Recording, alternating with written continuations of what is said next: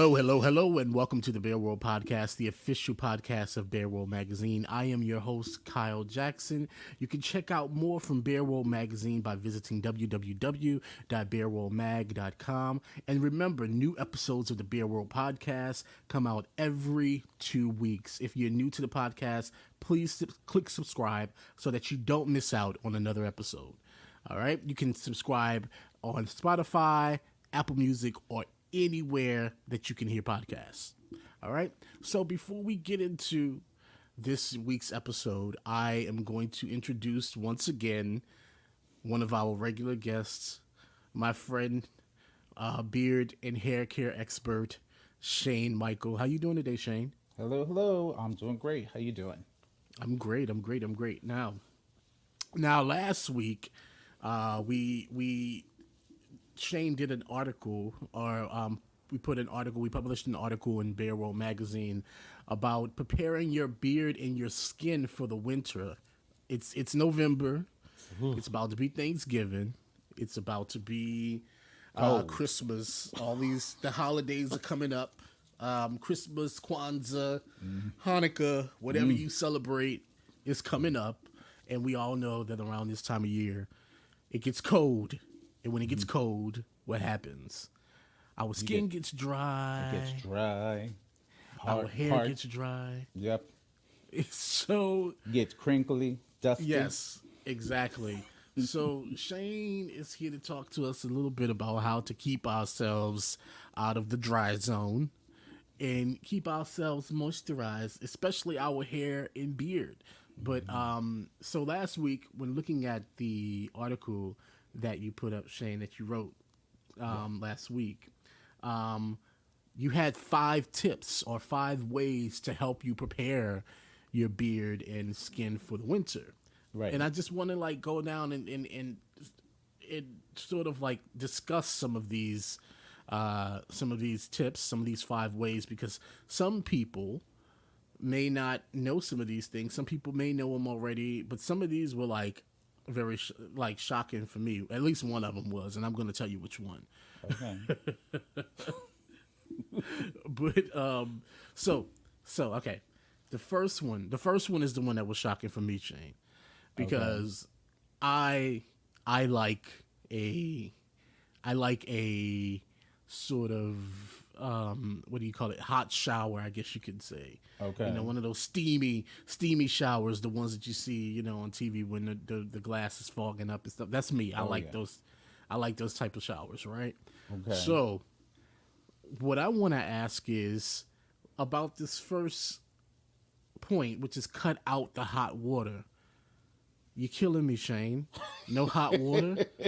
I bet you there's a ton of people saying the same thing, and I'll tell you what, I only get one time a week that I get a hot shower, and that's the day when I do everything, the hair, and when I overhaul everything for the week. It's the only time I do a really hot shower, and that day I usually don't go out, because when you subject yourself to high temperatures, it causes the skin to lose its hydration.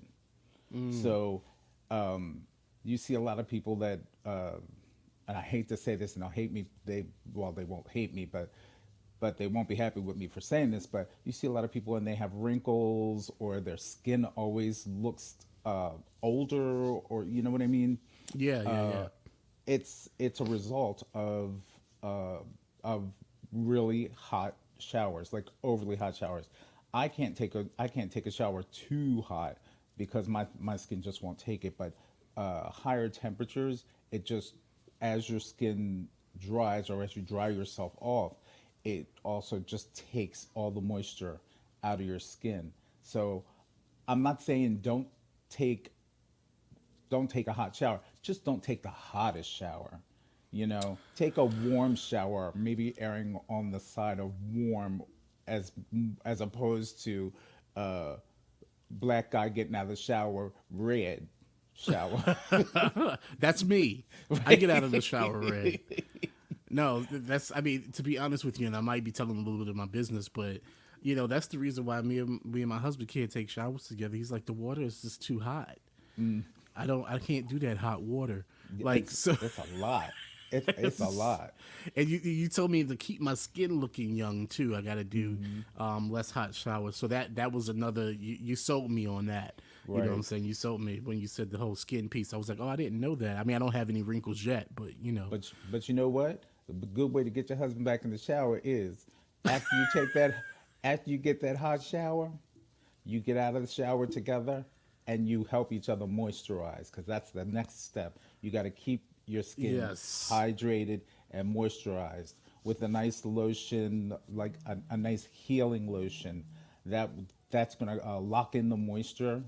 So like towel off, and while your skin is pretty damp and dewy, just apply a nice lotion. I like like Jergens Ultra Healing. They are not paying me for this, but that's the kind I use, and Okay. my skin's always soft and it ain't a I wrinkle use I on use these like hands. coconut oil and like shea butter and stuff like that. Would that be They good are for that too? they are excellent. They are Okay. excellent, especially the coconut oil for your hair. Both the coconut oil and shea butter, perfect, perfect for your Great. hair. Okay. Yeah.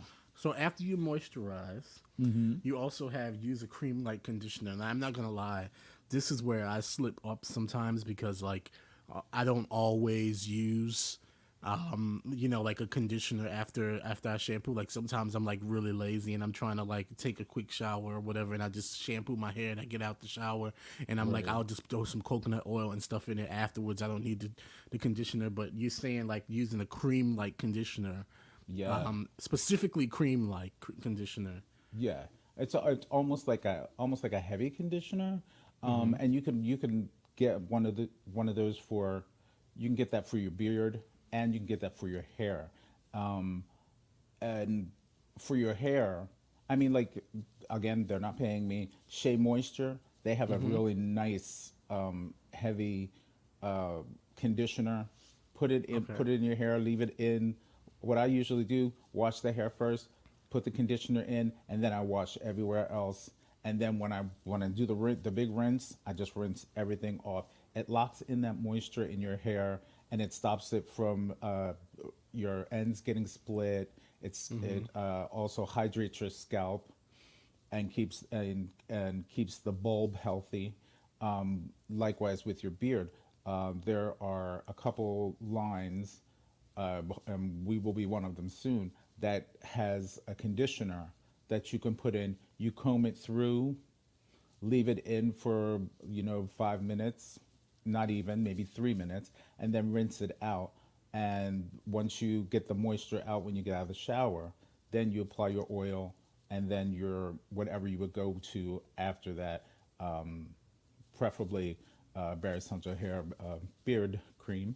But shameless plug. Self plug. I was about to say self plug. Self plug. Bare Essential. Say it again. Bare Essential what? Bare Essential Hair beard styling cream. There you go. It's got good hold, a good fragrance, and it's nice and hydrating. Nice. So Okay. All right. So you got that piece of information, and I think that's pretty much that's some solid information. Like, yeah, we all know we gotta condition our hair. Like even if you cheat sometimes and get out of the shower without doing it. right. But that conditioner is a really good thing. Now Even a spray moisturize it. sorry, I You, didn't s- mean to no, go interrupt ahead. you, but even a spray and conditioner, again, not not getting paid for this, but there's one it's a 10. There's one called Unique One. You can spray that right in. It's quick, it's hydrating, and just move on. I even use that sometimes in my beard if I'm trying to get out real quick. Spray it in my beard, run it through, oil, beard cream, out the door. So Nice. Okay. always I didn't know about that. I didn't know about the spray and conditioner. That's amazing. yeah, not many of us use the spraying, but working in the salon, I've learned that there are some good moisturizing spray and conditioners and detanglers, and I've been really happy with it and successful. I still got hair, thank God. But By I us, can't. by us shaming not many black people Yeah, use not many black use the people use spray and the spray conditioners, here. but Oh yes, definitely, we can. definitely. But black people are known for we like I said earlier, we do that coconut oil and that shea butter Yes, and all of that stuff, yes. And then we which brings to press. the next point, which is moisturize often. Yeah, Or moisturize more often is the right, next point. I right, mean, and I think that's pretty self-explanatory. That's just like making sure your beard is nice and moisturized, making sure your skin is nice and moisturized. No right. ashy skin, no Exactly. ashy, no I oh ash. I tell you, yeah, I don't want nobody walk around looking like they've been kneading dough or anything like that. You need to keep. I can't stress enough how important. It sounds redundant, but the moisture is a factor. You want to, for especially for your hair. If you have short hair, it could be a thing of just, you go out for the day and you come back in and maybe you're going to run back out. Just add a little more product to your hair. Same thing with your beard. Your beard on the daily, you should moisturize your beard twice a day, once in the morning, and some say once before you go to bed. But I stand by. Let's not mess up anybody's pillowcases. You do it maybe in the evening, like after dinner or something like that. You want to keep that moisture in. If you have a curly beard, it's going to accentuate your curls. If you have a wavy beard, it's just going to accentuate the wave. It's going to make it look healthier. It's going to be shiny. It's just going to be stronger. Okay, cool, nice information. And now for our last point, just to hit Most it real quick, cover most it up. important. I don't know what it's like over there, but I know here today it's 40. I think it's like 43 degrees, and with the wind chill, it's 33 degrees. So after you moisturize, I know New York has different laws than they do over here, but you want to, gloves if you have them. If you have short hair that you're not going to get messed up. Me, I don't have that. I don't have that. I don't have that. I have hair, so I can't. So I'm not putting a hat on my head, but I will put like ear warmers on. Maybe a gator mask to Okay. keep the elements away from all your hair and your skin, Yeah, because yeah, yeah. the blustering winds, even the sun combined with the blustering winds, that could dry out your hair, dry out your skin, and then you'll be moisturizing more than you'll be over moisturizing, which I don't think is a thing, but for some, uh, Yeah. you know, we don't have the luxury of having lotion on our hands at all times, that you dropping things at work and everything. So Yeah. you want to keep your hair covered wherever you have hair, you know. And that Okay. for you and I and all our listeners, I know that means ain't nobody going out naked no time this no time this No. winter, because we all have hair from head to toe. So, Exactly. but you want Hairy to keep bears, that. hairy bears. Yes, the only, So only kind of keep hair. that body covered. I know Yes, you may want to let it all hang out, but keep it covered. Keep it covered between November and March, and then afterwards we yes. can talk about something else. All right. Yes, spring will be right around the corner, and I'm just hoping we're gonna be out there again, being Absolutely. Me being too. I able can't wait. to Yes, I cannot wait. Well, thank yeah. you so much for being here today, Shane. I Always a appreciate pleasure. you, as always, coming to drop some knowledge on us.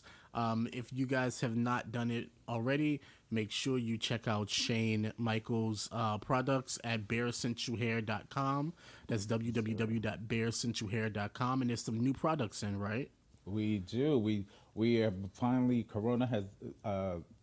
We had that window where they have allowed us to get our beard wash and the cream in hand, which has gotten us to start on new products. So just check out the beard cream and the beard wash. They're available now. The pre-orders have already started going out. So if you pre-ordered, yours is on the way if you haven't gotten it already. And we'll have more on the new products, hopefully by the next podcast. Great. All right. Well, thank you so much again, Shane. And we'll talk to you later, all right? All right. Thanks for having me. So, moving on to our next guest today, we have my good friend. very talented writer, artist, educator, Dudgrick Bevins, who has a book coming out very shortly, very soon, called Vigil, um, which we're going to talk about today. So, but Dudrick, how are you doing today? I'm great. I'm great. It's been a good day. How about yourself? I'm all right. I'm just, like just working and working from home and doing the whole pandemic thing that we're doing now, working from home. I That uh, I was thinking the other day about if VH1 ever does the "I love the '90s, I love the '80s" thing again, they're gonna uh, have to do a whole season for "I love 2020." they're gonna have to Or do a whole season. I like literally. I think 2020 is gonna be like it's gonna be. We're gonna have books. We're gonna have TV shows, movies, all types of just drama about it in the future. Like I really I see it already. I'm seeing it. well, it's I was telling my partner that with the election over in quotation marks and Mm-hmm. with the year coming to a close, everyone's going to be like, yay, 2020 is over. And the thing I think people don't understand is if this year was really as bad and as important, involved, problematic as we feel like it was, as we know it to be, 2020 is just going to keep reliving itself. We're going to, like you said, we're going to see it in movies. It's going to Oh show up in yeah. TV shows. I just saw the promo banner for the Connors, and they're all wearing face masks on Hulu. And I'm Shit. Are like, you serious? I'm serious. This is, and I want everyone to wear a face mask, but I want John Goodman to wear as little as possible in general. So it was, it was a happy feeling, but also no, I'm thinking like Shout out to all 2020. the daddy bears out there, by the way.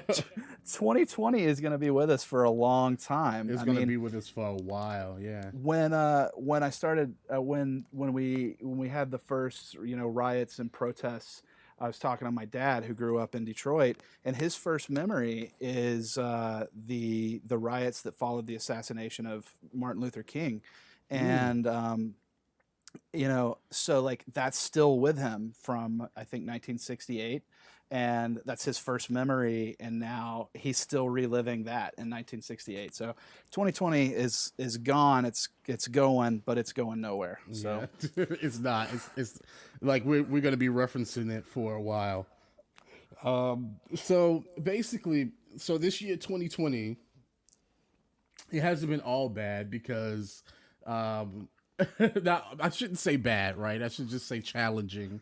It hasn't been because you actually got the chance to like do something that I think, correct me if I'm wrong, that you've been like trying to do for a while, which is like you got Kintsugi Books off of, like you got it up and running. So like, can you tell us a little bit about like your publishing company that you have now, Kintsugi Books, and like what that's all about? yeah, so I think Kintsugi Books is is partly, well, it's definitely a product of 2020. Mm-hmm. In its conception, and in its ability to exist. Being quarantined gave me the opportunity and the free time to really invest in getting something started that I, feel passionately about, which is getting the work of other artists out into the world. And part of Kintsugi's model is deeply related to the fractured uh, world that we're living in. Kintsugi is the Japanese art of taking a broken piece of pottery, Mm-hmm. a dish, a bowl, anything, a vase, Okay. and then mending it back together with precious metals, gold, silver, bronze. Mm-hmm. And so, in being broken and in being repaired, its value and beauty actually increases culturally. Mm. Um, and I wanted to come at my approach to publishing in the same way.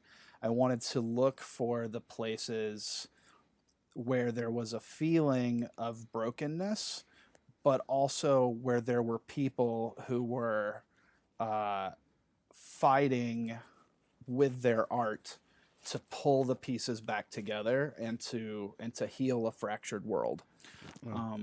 So that's kind of the concept behind Yeah. Kintsugi Books. I mean, and it makes sense because I remember reading about reading the the call that you for artists that you put out that I responded to, which we'll get Hmm. to in a minute, but about Kintsugi and about like the work that you were putting together, and you were very like explicit in in talking about that you wanted it to be people who are sort of like unheard in society, like artists of queer artists. It's queer artist focused. It's artists of color, and people that are like unheard. So like, does that have any correlation also to like putting the pieces back together and sort of like mending things that feel or appear to be broken in some way? Oh my gosh, definitely. I think, as a person, a privileged person in the United States, I am a white cisgendered man, so that does come with a certain amount of privilege. Mm-hmm. I can say that from that perspective of privilege, people in my position tend to look at the other, at people different from them, as well. I mean, if we just think about the movie The Help, right? It's Right. called The Help, right? Yeah. And we think about the hidden figures, and they're hidden. So there's this level of people who are othered. My two examples there are both people, are African American people, but they're behind the scenes, keeping the world together, holding the house together, Right. doing the work that keeps things together. And I think about queer people like Wendy Carlos, the famous transgender composer, who is not as famous as she should be, even though she did tons of music for Stanley Kubrick. Totally pushed the world of synthesizers forward, right? We wouldn't have this wonderful music if she hadn't have been doing her work. And then I Mm-hmm. think about, an important person like Alan Turing, who was gay and basically invented the computer, and then we chemically castrated him for being gay.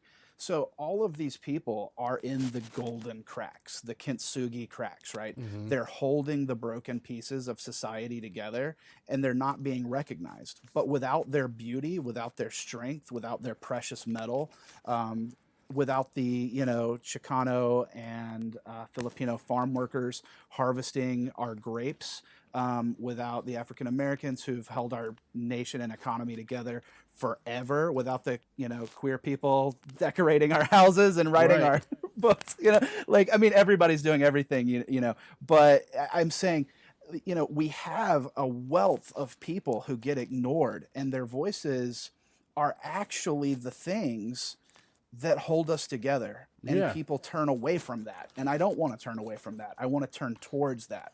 I want to live in those golden cracks and make that the beauty, right? I want Yeah. the fractured part of our society. I want the fracture to shine as like, look what we did to hold this together. Yeah.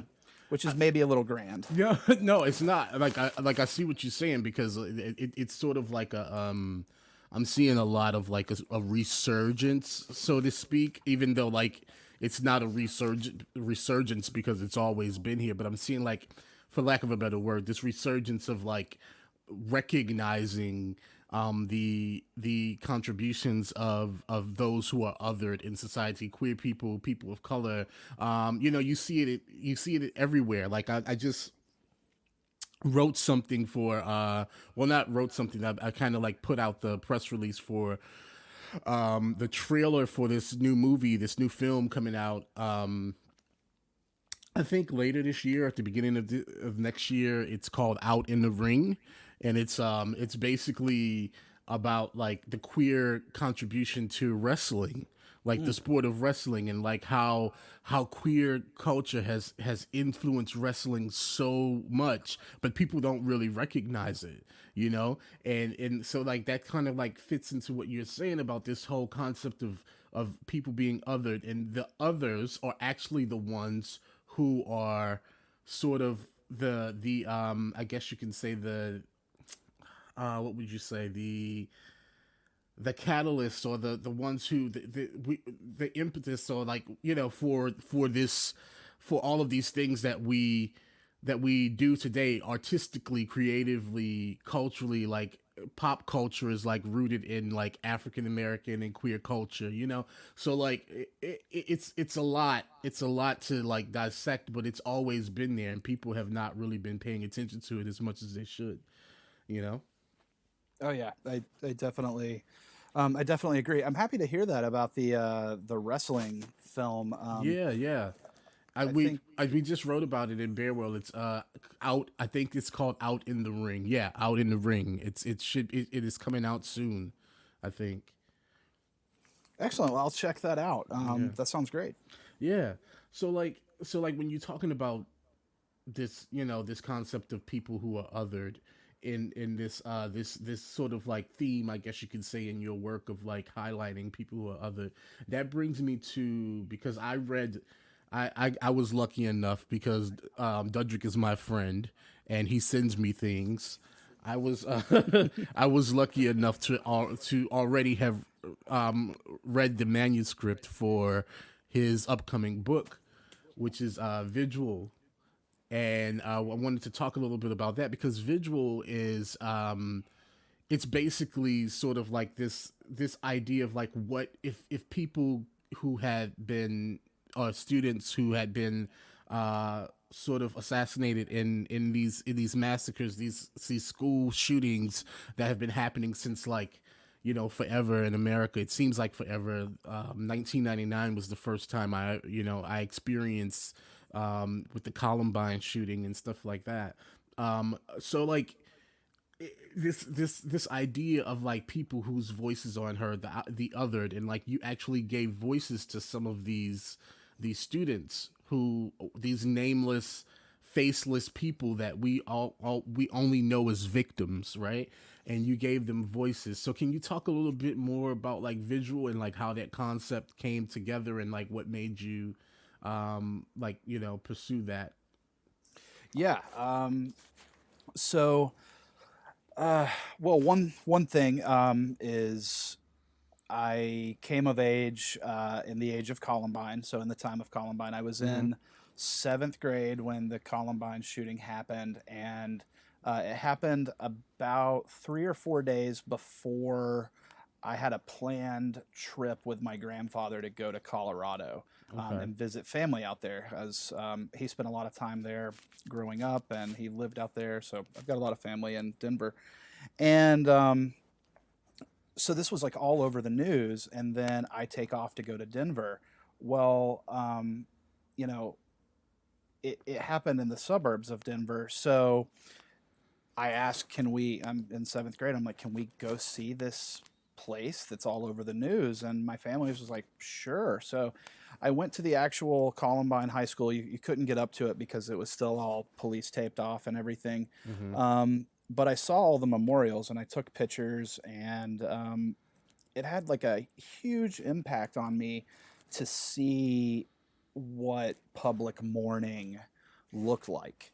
Mm-hmm. Um, and I came home, got my pictures developed, put Mm-hmm. them in my photo album as you do. And at some point in between seventh grade, the Columbine shooting, and graduating, I decided that I was going to be a teacher, but I didn't really think too much about Columbine in the interim, except that there were other school shootings that happened. Um, and then I became a teacher. Years pass. I become a teacher. I'm working in New York, and the shooting happens in Florida. Yeah. Um, and now I have a completely different perspective on what's happening, Yeah. because now I'm thinking, not from the perspective of a grumpy middle schooler who kind of hates school, but I'm thinking, I'm thinking from the perspective of, a teacher who has to do active shooter drills with students. Oh yeah, definitely. And, Yeah, I'm right there with you. yep. And so, I gotta tell them to stand in the corner. We gotta turn the lights off. We gotta, don't speak or you get a infraction because we're trying to keep you alive. And it was just so affecting. After it was the Parkland shooting, it was just so emotionally affecting to go through that and think about it from that other perspective. And then I started to pull together some of the things I remembered and knew about the Columbine massacre. I remembered that there was so much emphasis placed on the killers at Columbine, on the Yeah. two shooters.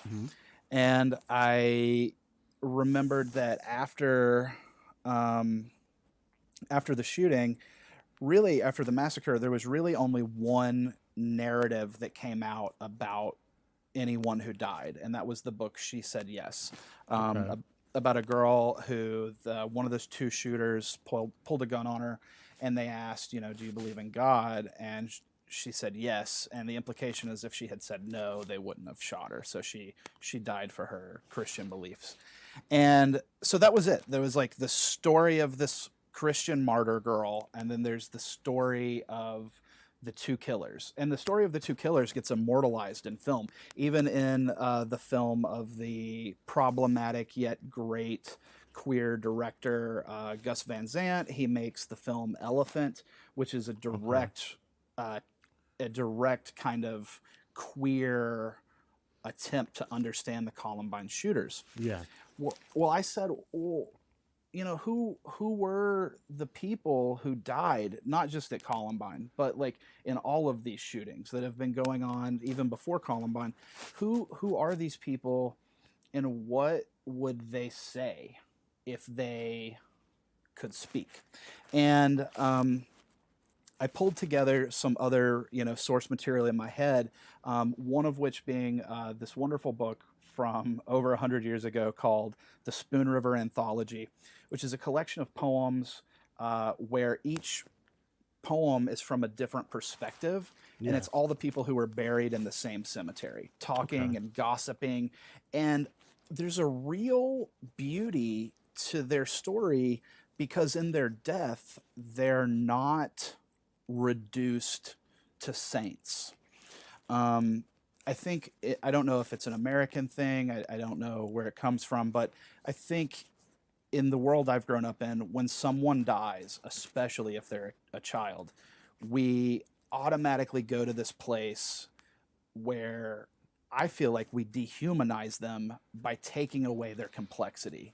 Yeah. By saying, I mean, I think we do that with humans, period. Like when people die, we immortalize them as though they were not like, complex, sometimes problematic or toxic beings, I exactly. And I think that is a real problematic tendency. Like, people deserve, if we love them, if we care about them, even if we're just vaguely interested in them, they deserve to be people even in death. And that's what I wanted to give back to the narrative of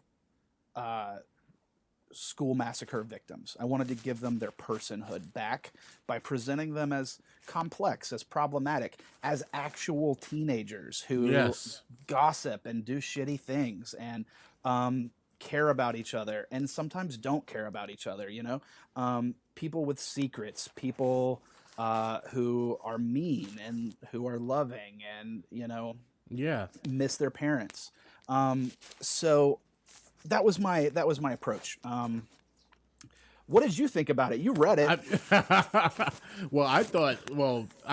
I have a review coming out soon. As soon as when is the book going to be released again? You said toward the end of December, right? Yeah, it should definitely be out by the end of December.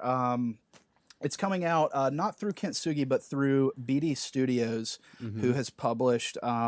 This will be my third book with BD Studios. Shout out to Luke Curtis, by the way. Totally, first person in New York to believe in my work. First person ever to publish me and believe in my work, actually. So big Nice. shout out to Luke and BD Studios. Constant support. But yeah, I totally, I enjoyed it. Like you said, I enjoyed the fact that, and I really got the sense that you were really going, even before I read that, or before because I didn't read your, what do you call it? Your, introduction, or your, The forward. the Yeah. forward. Yeah, sorry. I didn't read the forward before I read the actual manuscript, like, of the book, right? And then after I read the book and I read your forward, I was in my mind. I thought, wow, exactly what he was trying to get to come across about, like, these, not sort of like immortalizing these teenagers as, like, they weren't like shitty and problematic teenagers, like, we all were, or teenagers are. You kind of like gave them, complex sort of ideas about themselves, about others, and like you didn't like do that whole thing where we were, we sort of like memorialize people, and we just make them into, not honest human beings in our attempt to victimize them and make them, make people feel sorry for them. We think that in order to have empathy for someone or something, or to have sympathy rather, we have to like take away all of the parts about them that were ugly, that people don't want to see. And I think that says more about us as, as a society, that we don't like to focus on like the negative aspects of anything. And therefore, since we don't do that, it becomes even more prevalent, and even more, sort of, like, just this idea. You get what I'm saying? Like, this idea of, I'm stuck for words right now, but I think you understand what I'm saying.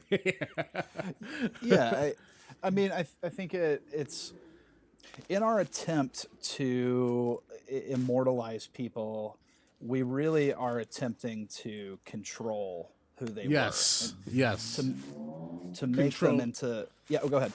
control this idea of who they were for other people. Like, make them, sort of, um, just strip away their humanity in a way to make them, more consumable, I guess you can say. Yeah. Yeah, I remember. So I read. Feels like a million years ago, but I read this wonderful Greek novel it was made into a film here, that was very controversial, called The Last Temptation of Christ. Oh yeah, I And remember that. yeah, Weren't it's a we like in high school when that came out? Like, was that?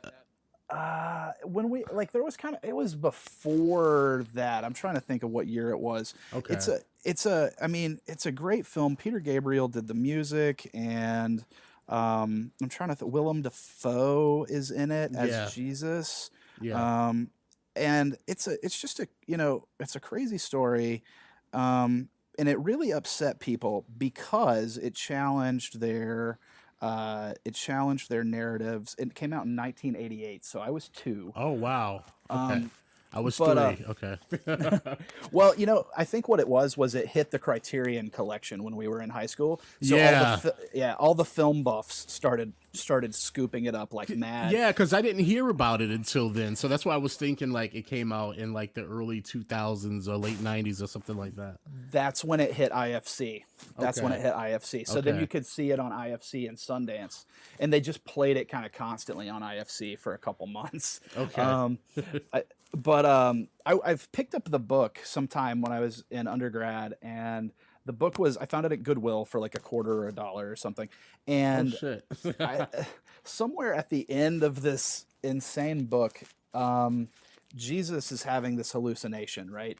And he has this hallucination of the Apostle Paul, who is the one who went and spread the message after Jesus' death. So he wasn't even alive at the time of Jesus, historically, theoretically, and yet he is the one that carries the message, and he writes all of the books, basically all of the books after the Gospels, and then there's debate over whether he is the John the Revelator or not. Oh, actually, I think that's the other John. Anyways, so there's debate about some of the books. But I say all this to say I'm a rambler, and I'm sorry. No, you're fine. Me too. Go ahead. I say all this to say there's this scene where Jesus is deep in this hallucination, his last temptation, right? And Paul shows up, and Jesus is debating, like, should I die on the cross or should I live this happy life? And he's like looking at his possible family and his possible children and like the life that he could have if he chose not to die. And Paul comes up to him, separated by like 100 years after his death. Paul comes up to him and says, "It doesn't matter what you choose. I already own your story." And I think when Shit. That's deep. and I think when I read that, that was the moment that I really understood that people try to own other people's stories. Yes. And when you get a hold of someone's story, they can become whatever you want for whatever you need, right? Yeah. Or whatever makes you comfortable, right? Oh yeah, you can pick and choose the parts. You can turn the children from the school shooting into alabaster saints, or plaster saints, depending on what you want to make them out of. But one's a little more sturdy than the other. But it's that ownership, and it's like who owns the right to a story? Well, the person who lived it. That's who. Right. And I just like that broke my brain. And I think ever since then, like my students would tell you like, oh my God, Mr. Bevins is so obsessed with who's telling the story. Why are they telling stories? Okay, we get it, Mr. Bevins. It's all about storytelling with you. But it is all about storytelling. Everything is about stories. And if you haven't caught on yet, yes, my friend Dudgrick here is also a high school teacher. So just knowing that, you should already be able to like gather or like think of like what he did with these characters, because you're around like people this age like every day, pretty much. Yeah. And I mean, I think that's why the book sort of like spoke to me in that way too, because I remember being a teenager, but I also work with teenagers a lot, being a substitute teacher and a teaching artist, mostly teaching like drama and creative writing and things like that, and playwriting mostly, and being in a position to see how these kids live their lives. When I was working in Philadelphia, I worked with an organization called Philadelphia Young Playwrights, and one of the things that we sort of one of the rules, or not I shouldn't say rules, but one of the things that they told us not to do with these kids is to not sort of censor them, censor their writing, because like we have a tendency to like you said, we want to like make these children innocent, and these are inner city Philadelphia kids who experience and go through a lot. So when you read these plays that they wrote for in the program that we were teaching, you would read scenes that involved drugs and sex and crime and all of these things that they were experiencing in the society and the world around them, and to like take that away from them, to censor them and take that away from them, to Philadelphia Young Playwrights, shout out to Philadelphia Young Playwrights, was a disservice to their work, and not only to their work, but to who they were as people, because you're silencing part of their story. And I think all of that sort of like falls in line with what your book is saying, and also just from the perspective of being an educator and being in a classroom and working in schools. I mean, when I lived in DC and when I lived in Philly, both places, I was I working in a school one day that had to go into lockdown.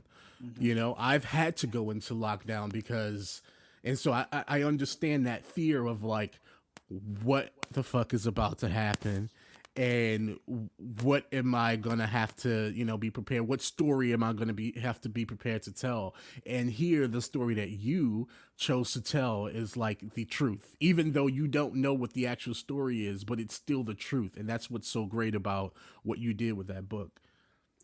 Thank you. I'm from Georgia, and we would call that a mighty fine compliment. Yeah. Um, we at school we just finished reading Tim O'Brien's The Things They Carried, and one of the things he talks about in the book, which is like kind of a mix of fiction and a memoir. Hmm. You can't tell what parts are true and what parts are fiction, and that's the way he wants it. And he says that there's two kinds of truth. There's happening truth and there's story truth.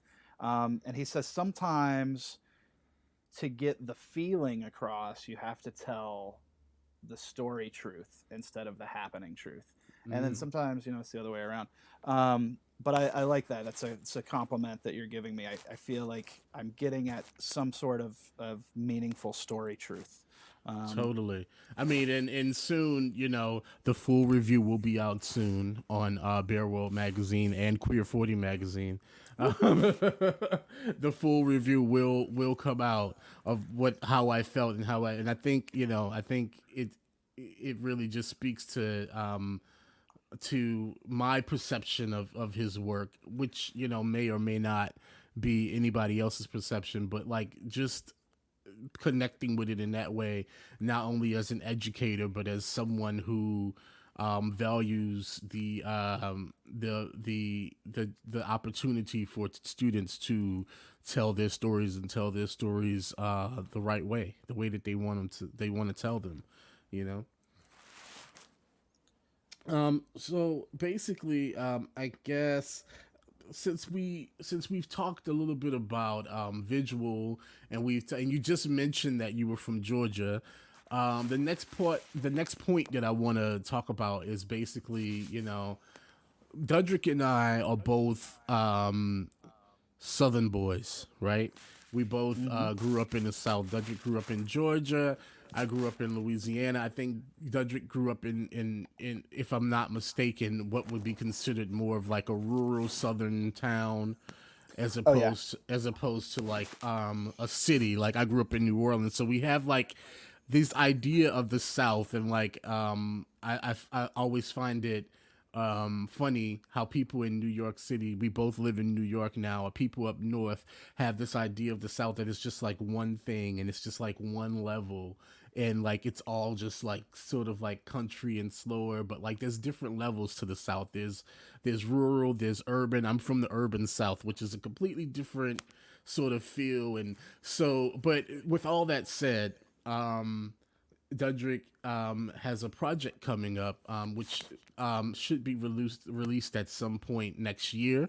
I Mhm. think you were saying, and I'm a part of that project. It's called "We Make Our Own Light," and it's basically queer artists, a bunch of queer artists from the South that come together in like a compilation of work, stories, poems, all types of stuff, all types of artists, authors, um, all coming together and like just talking about, I guess, our experiences with being from the South and how that has affected our idea not only of like our work and who we are, but like why some of us who moved from the South, and like just examining all of these different aspects of being queer people from the South. So I'm just gonna let Dudrick talk a little bit more about that project and like how you sort of came up with this idea, this concept of we make our own light. Yeah. Um, so I had for a couple years been trying to make an anthology happen, and Mm-hmm. what I wanted was queer Southern folk of any type, any identifiers, to just talk about the relationship between sexuality and place in the South. That Mm-hmm. was kind of the foundation. Well, I got a couple people to say yes, but it wasn't rolling. And then I got Kintsugi up, and I was like, I am gonna make this happen. I am gonna beat the door down. I'm gonna chase people down. People are gonna give me their writing, and it is gonna happen. And I opened it a little broader. I originally started kind of focused on poetry, and I was like, no, I'm gonna blow it up, and I'm gonna say you can contribute to this anthology if you identify as Southern, you identify as LGBTQ, or any other letter that might fall under the queer umbrella, and you identify as an artist. And I'm not going to put any other restrictions on it. Like, you bring to the table what you want to bring to the table. And what I got was a lot more responses and a lot wider range of people than I would have ever been able to reach if I had just been knocking on the doors of the folk I knew, back home in Georgia. I got visual art, I got short stories, I got poetry, photography, drawing, lots of just wonderful mixed up stuff. And I was like, this is amazing. And there were people in, like, you were on the panel with Carly, and they hail from Puerto Rico, but now they live in the South.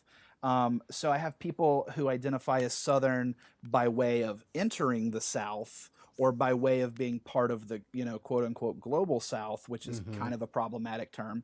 And then I have people, coming from like the far edge of Texas, which, in Georgia, we're like, Texas is not the South. But I'm like, I said, if you feel Southern, come on, Yeah. So I'm like, bring it. And then I got people who are like in Detroit and in New York, like you and me and Marie Henson, who was on the panel, that are like, well, I fled the South, or I left the South for whatever reason, and I still feel Southern, it's still in me. And so it actually kind of becomes like, I'm not trying to appropriate the term, but it becomes like a Southern diaspora, right? Like, Yeah, how do totally. people, the influx and expulsion out of the South, where does everyone go, and like, where do they come from? And so it became a lot bigger and more beautiful idea. I was also at the time reading a book called What is a Book, by this Southern poet who is an asshole, and I don't like him. And his book is so obnoxious because he attempts to define not only what poetry can be, but what Southern poetry can be. And I just found the whole concept of trying, again, it all comes back to Mr. Bevins and storytelling, trying to control what someone else's Southern story can be. And I was Yeah. just like, no, I am not going to have any of that. So the further astray people went from what I originally thought I wanted, the happier I was, because I knew I was on track for proving that asshole wrong in his book. So Shout out to that asshole who wrote that book. oh my God. Yeah. So I could say a lot about that book. In fact, I will in the introduction. So, yeah, so that's what was going on in my head. The title, it actually comes from a misheard, Ani DeFranco lyric. I'm a big fan of, I'm probably going to make somebody angry by saying this, but I'm a big fan of angry lesbian music. And I don't know what it is, but queer girls with an acoustic guitar, I can listen to that all day. Give me some Indigo Girls, some Ani DeFranco, Melissa Farrick. I am set. But anyways, I misheard an Ani DeFranco lyric, and the lyric I heard was like, we make our own light to compensate for the lack of light from above.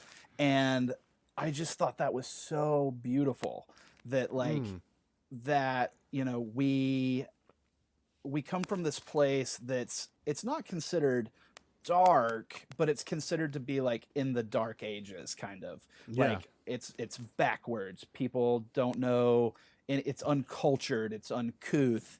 And I really kind of, don't necessarily agree with that. I mean, I do and I don't. It's complicated. You can't come from the South and not have a complicated relationship with the South. Yeah. And I mean, and I think that whole concept of like being uncouth and uneducated coming from the South is bullshit too. I mean, you have some of the most prolific authors and writers and artists and activists and all everything that have come from the South. But anyway, go ahead. I'm sorry. oh no, no. I mean, you're absolutely. I was just writing about that, about Tennessee Williams. Yeah, I was. And That's literally what I was thinking about when I said that just now. I literally almost said his name, Tennessee Williams. and great queer Southern, left the South for Missouri, I believe. But so yeah, I thought we make our own light to compensate for the lack of light from above, and to me, there's just so many beautiful images of that. Like as a child, finding my way into a barn covered in kudzu, and like light is coming through in beams, and it's like this tiny, precious piece of light, like a cathedral, but also like holding a firefly in a southern summer in my hands, and like that being my own little precious piece of light. And I liked the idea of queer Southern writers making the light in the world. That's Yeah. our bright light in the cracks. Right. And I can totally see that just from like meeting some of the artists that are going to be included in the anthology, meeting some of them and having a chance to have a conversation with them. We recently did a panel discussion with what was it? Was it 5 of us? Yes, it was 5 of us. Yeah. Yeah, five of the artists from the anthology that's going to be coming out, and the panel discussion just brought up a lot of different ideas, and I really feel like the people who were on the panel, I don't know if you chose the panel or if like it was just whoever decided to participate, but it was really, really, really, really well, like sort of it was a range of people, because we all had these very distinct, different ideas of what it was to come from the South and who we were as Southern artists, and you mentioned Carly, who I was very impressed with, just like their ideas about like place and where they are and like it was really, really, really great to see these ideas and how I was even challenged with like my idea of the South and what that is and how I the reason why I left the South and having someone tell me well, I came back to the South for that reason or like for the same reason that you left, and just like really just having the opportunity to really like soak in all of these different perspectives of what it is to be a queer person from the South. And I think that is that panel is a testament to what is going to be in that book. And I cannot wait to see the work of everybody else that's in that book, because I have no idea what's aside from my own story. I have no idea what is in that book, and I'm really thrilled to see. Like I'm waiting for the book to come out because like I'm curious to see what everybody else is bringing to the table. I'm excited too. The only thing that I am not excited about, and this is my own fault, but I promised I would transcribe that panel so that we could put it in the book too. So I have to do the work of listening and pausing and typing and listening and pausing and typing. Oh man, yeah, it's okay. I used to do it in grad school the first time. I used to do that for work. So I'm not gonna lie to you. When someone tells me that they want to do an interview with me for the magazine, when someone says I want to email you my answers, I am like a part of me on the inside like literally has a celebration that I don't have to sit there and transcribe an interview. So that was like an hour long. yeah, Oh man. Okay. Well, It's- yeah.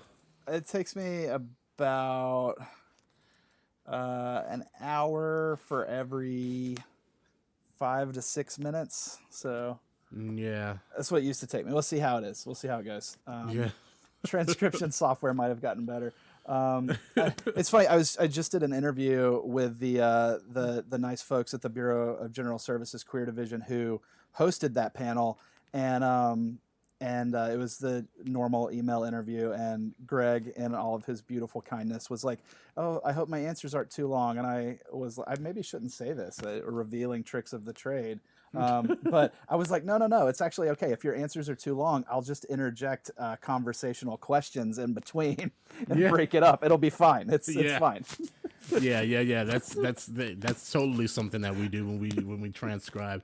But oh yeah, and those guys at the Bureau of, can you say it again for me so I don't mess it up? Yeah, Bureau of General Services Queer Division. Queer Division, and those were the two guys that we met before the panel that kind of introduced us and everything, correctly? Yeah, Donnie and Greg. They're just fantastic human beings. Yeah. I think Luke was the first person to really want to publish me and support my art, but to put it out into the world. But they were like the Bureau was the first business that was like, you want to do something? We believe in you. We'll support you. Yes, you can borrow our space. Yes, you can borrow our whatever you need. Yes, we'll put your book on the shelves. So they've been not just a wonderful help to me, but they're just such, man. They just do so much for the community. It's insane. Like they're not a bookstore and they're not a gallery. They're like, I don't know. It's so much more than that. They're the hub of keeping the parts of the New York arts community, especially for slightly younger people, alive. And I don't know where we would be without them. They're just fan freaking tastic. Can't say enough good things.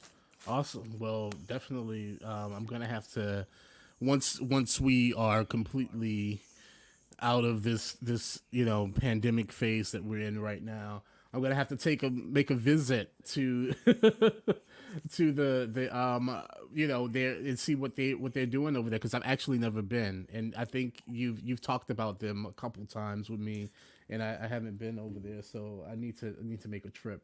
Oh yeah, they're great people. Cool. So you have this, we make our own light, and just really quickly, what's the book that you have coming out? I think you have another book coming out next month or something like that. Yeah, so one of the things with Kintsugi Books is the first two books were kind of they're kind of test books, right? Like, can I figure out how to be a publisher? Can I do this? And I'm happy to say that I have made it work. I've got two books now, and so I'm kind of done with publishing myself. But the first two books are collaborations. The first one already came out. I think you gave me a nice write-up about it. The second one is coming out at the very end of this month or the beginning of December, and it's called Light Travels Further Than Sound. Mm-hmm. This book is actually a conversation in poetry and letters between me and one of my best friends from high school, Alan Lanning. Alan is an inspiration to me. We were very close in high school, and then a series of unfortunate events, we kind of got torn apart, and have come back together in recent years. And this book was written while he's straight. I was terribly in love with him in high school, though. This, I know, yeah, it's one of those things. But this book was written while he was kind of in and out of jail. And so like about half the book is our email letters, where like he would be in jail for a little while, and I'd put some money for him to send some emails, and we could correspond that way. And it's poetry intermixed with those letters, and some of the letters are poetry, and sometimes you can't tell where the letters begin and the poetry end. But one of the things that I think is beautiful about this book is the fact that it's a conversation between two men who love each other deeply, and it's one of them is queer and the other one is not, and I think that has an intense beauty kind of all on its own to to let two men, just have love for each other, and publicly, and in this absolute fearless way that Alan is able to do, and I attempt to match and meet. So yeah, I'm very excited about it. I'm super happy to put his work out into the world, especially as it is in conversation with my own. I hope that my words lift his up, because I know his lift mine up. And yeah, I'm just super excited that his voice will get out there in the world. Not only am I excited because he's my friend and because I've believed in him for so long, but also because, and I'm not trying to stress this, but because it was an in and out of jail situation for really no important reason at all. And I worked in Atlanta for a while. I know I'm pushing the time here. I'm sorry, but I No, worked you're in Atlanta. fine. I worked in Atlanta for a while as a meditation instructor at the federal prison. And one of the things that I wanted to do with Kintsugi was to find a way to publish people who have been incarcerated in some way, because that's another set of Alan hasn't had his right to vote stripped away, but we take away people who go to jail's right to vote, and that's a way of taking away their story. Mr. Bevins, it always comes back to stories. I know it always comes back to stories. And I don't want someone's story, their ability to tell their own story, to be taken away because of a mistake, because of something that put them in prison or jail for a little while. And so I'm committed, and I don't know how best to do it. So if someone wants to help me, please reach out to me. But I want to ensure that I can publish previously incarcerated individuals or incarcerated individuals in a way that does not take advantage of their situation. I want to lift up their voices and let them be heard. Never, take up their advantages. Which reminds me, I'll say this, and then I will shut up. I promise. Kintsugi Books. Kintsugi Books is not a nonprofit organization. It is a no-profit organization. That means I lose money regularly, and all books are priced at cost. No one makes any money, including and especially me. So, so fear not if you want to buy a Kintsugi book at any point. Know that you're just helping art. You are not participating in vicious capitalism. Right. Okay. Well, hey, listen, I'm all about the art, and I'm all about, pretty much honestly what Kintsugi Books stands for. Just like listening to you talk about, lifting up the work of like those incarcerated, previously incarcerated. I'm sorry. And then this whole idea of like you presenting the work of the othered, those who are othered in society and stuff. So I think you're really falling in line like with what your goal is here with Kintsugi. So I'm really excited to see what you do next with it. So yeah, really excited. So thank you for being here, Dudgrick. It was really great to sit down and talk to you. Like we haven't like sat down and had a chat for a while. Can you tell the people where they can go to find out more information about Kintsugi and to keep up with like all of the releases and everything? Yeah. So right now, if you want to know anything I'm up to, you can go to dudgrickbevins.com. If you want to check on Kintsugi in general, same address /Kintsugi Books. KINTSUGI Books. And then if you want to just see updates, it's same address, Kintsugi News. So that'll just be the updates page on what's happening with Kintsugi. Nice. All right. Well, like I said, thank you again for joining us today. All of you wonderful people out there, just remember that you can check out more from Bear World Magazine by visiting www.bearworldmag.com. Also, remember that new episodes of the Bear World Podcast, yes, this thing that you're listening to right now, come out every 2 weeks. And if you're new to the podcast, please subscribe. You can also listen to the podcast on Spotify, Apple Music, or anywhere where podcasts can be listened to. Once again, Dudgrick, thank you for being here. All of you wonderful people out there, thank you for listening in. And we'll catch you again next time. Peace.